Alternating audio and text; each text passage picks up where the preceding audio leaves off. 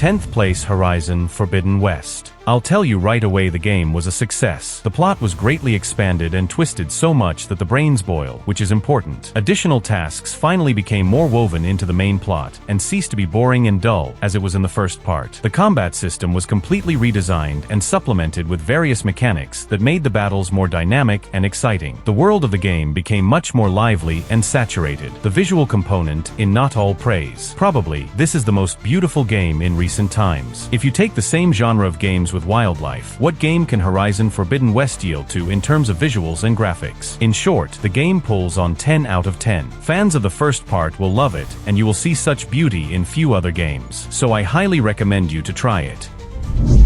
On the 9th place, Ghost of Tsushima. Ghost of Tsushima is in many ways a traditional open-world game, but what makes it stand out from the rest, makes it not seem like just another representative of the hackneyed open-world genre. Sublime, almost poetic mood, marvelous graphics, and commitment to historical accuracy are able to delight even the person who hasn't played a game of this genre for a long time. Ghost of Tsushima is certainly an insanely beautiful game. Especially the vegetation in the game is on a very high level. Sucker Punch Productions skillfully used the capabilities of its engine to bring to life the most beautiful game locations. Then of course there is the gameplay. The combat system stands out very well. It is beautiful and deep. 4 kinds of samurai fighting stances, different weapons. The battle with Mongolian warriors takes place from the beginning to the end of the game, and the attention paid to this aspect is simply impressive. It is probably the best thing in this game. Well, gameplay-wise, the maximum variety of combat possible. Lots of ways to make the Mongols just mincemeat. And just battle is a pleasure. Kill someone in this game will not bore you throughout the game. If to summarize, in Ghost of Tsushima you just want to dissolve. It is a balanced and complete project. Let's say with some small sins in the history, but stubborn, serious, and faithful to its code, like a true samurai. In 8th place, Days Gone. Band Studios managed to create a real living person, leave him in a believable dead world, and make a story full of experiences and sudden turns. It will irritate you with reasonable understatements, silly but logical in terms of characters and actions, monotonous tasks, the need to refuel your bike, constantly looking for ammunition, and many other things. The game will irritate you. But Days Gone, believe me for sure, will not leave anyone indifferent. Watching the protagonist, completely ordinary for us as players, but stressful circumstances for the hero, has never been so pleasant and interesting. I'm not talking about the plot of the game now, but simply during the next sweep of the camp, he behaves exactly as a living person would behave in his place. I don't know if they consulted with psychologists during development for such a deep elaboration of the main character psychology, but it's definitely something that's missing from the rest of the characters in games nowadays. Hopefully after this video, you too will get into John's character, enjoy his comments on and off, and see that the lifeless wastelands have never been so real. It's just a pity that the sequel will never happen. Sony was not satisfied with the sales, and the whole team was disbanded, although they had plans for a sequel, which is hinted at by the open ending of the game. In 7th place, Cyberpunk 2077. This is my second playthrough of this masterpiece 100%. Yes, friends, it is a masterpiece, no matter how badly people say about this game because of the fact that it failed there at the start. For me it was not bad from the beginning, as I love just such a genre. Right now it's just a perfect game. This is how we should have seen Cyberpunk on its release. But everyone has mistakes, and they can't always be solved in time. CD Projekt took a few years to get the game to a state of perfect product, and well done to them. They finished their project, even though they might not have. The first time I got acquainted with Cyberpunk was on PlayStation 4, and even then, despite all the bugs, its universe was able to absorb me completely. And now, 2 years later, I decided to replay the game on PC, plus a big edition came out. The first thing I want to say is that the game is now on release. It's a completely different game in terms of gameplay, character development, and the game world. I passed the game as if for the first time, exploring every corner of the head, plunging into the gameplay. And how many mods are available now? The game can be changed beyond recognition.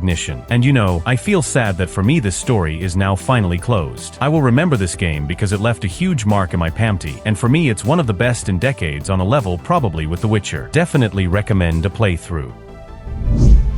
In 6th place is Mount & Blade 2: Bannerlord. The game can be completed in about 60 hours, depending on how you play. This is just the main story, and all the other tasks you will do in the game can take you a long time to complete. That is, you will spend a lot of time strategizing, planning battles, and then also implementing them. And it's not a given that you'll win a drawn-out battle. But beyond that, there's a bunch of other things. You're going to have to just live in this world. You'll have to raise an army, do politics, weapons production, trade and economics, and convince people to fight on your side. You will be able to keep yourself busy for many hours before you move on to multiplayer, mods, or whatever else the developers keep adding to the game. This game is incredibly thought-provoking. It emphasizes your ponderings well. It's a medieval sandbox-style game. That's rare these days. And once you immerse yourself in this game and understand what it's all about, it can easily make you addicted, so be careful with it. In 5th place is Dead Island 2. In fact, I bought this game on release a year ago and played through it completely, completing all the side quests 100% and playing the storyline several times for different characters. Dead Island 2 left incredibly vivid impressions thanks to the addictive gameplay, simply unbelievably gorgeous graphics, and masterfully realized atmosphere. The zombie dismemberment system is worth it. The developers were able not only to preserve the spirit of the original game, but also to significantly increase it, adding fascinating plots, deeply developed characters. The game offers a huge arsenal of weapons and unique opportunities for customization, which makes each gameplay unique and very exciting. Dead Island 2 is a real paradise for fans of zombie apocalypse. And if you also love zombie games, you just have to play this game. You will thank me again. Also, you can play the game in co-op up to 4 people, which will make your passage even more fun and unforgettable. Separately, I would like to praise the optimization. The game works perfectly, without any FPS sagging. The game was already ready for release a year ago without bugs, glitches, and flaws. In general, to all fans of zombie apocalypse, I highly recommend Dead Island 2.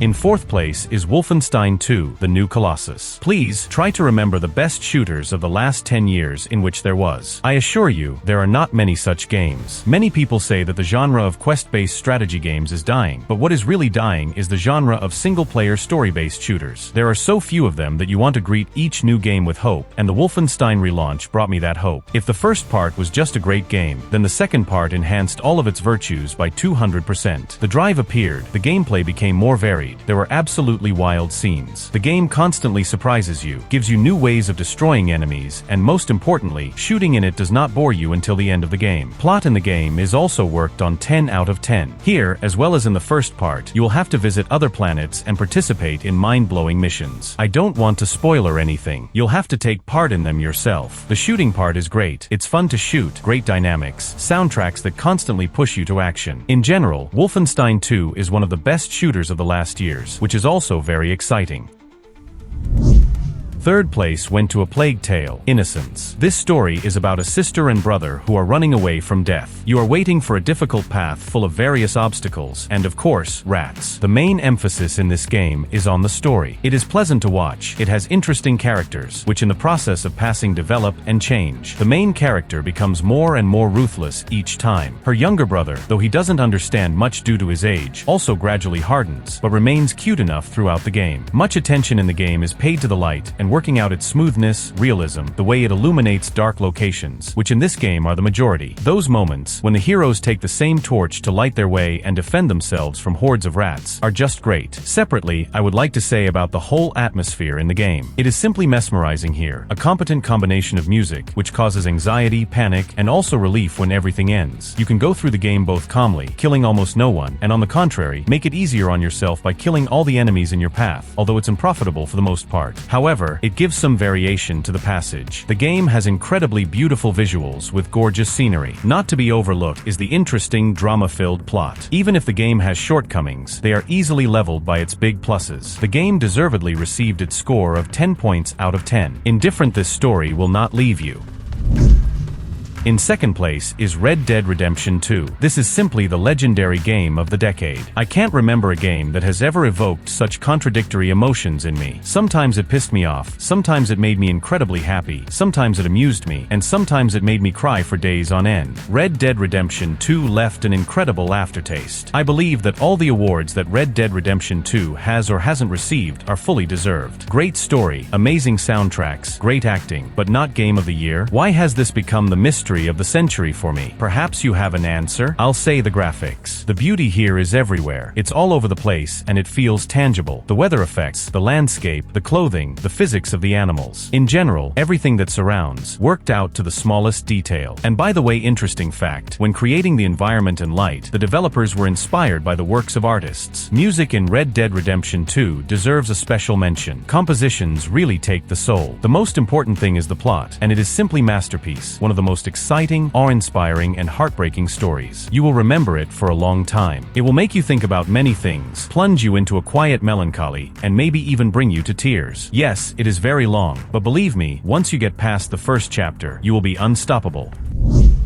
The Last of Us Part 2 has finally taken the top spot. I don't know of any game that has divided the gamer community into two opposing opinions. There are so many topics to discuss and argue about. Everyone will find their own meaning in this game. Of course, many people are outraged by the ending. For some it is incomprehensible and bewildering, while others are thrilled with it. In my opinion, this game will not leave anyone indifferent. About gameplay, elaboration, and the number of details you cannot even talk. Everything is done at the highest level, whether you like it or not. But the plot causes a lot of mixed emotions. Beautiful, touching moments, at the same time with cruelty, love, and hatred. Not every movie touches as much as this story does. In my opinion, this is a huge event in the gaming industry of the year 2020. In general, for the whole history of the game industry, The Last of Us Part 2 made the main thing that the hours spent with it flew by unnoticed, and the plot made you feel and empathize with what was happening. Absolutely deservedly and unconditionally, the game of the year. These were legendary games that everyone should go through. And guys, this top is completely subjective. It's understandable that many will disagree. And yes, there are many more good and legendary games out there. And a special thanks to the kind people who support me with likes. I am immensely grateful to you. If you are new here, subscribe. There will be a lot of interesting things ahead. And as always, I'm your gamer. Have a good day, everyone.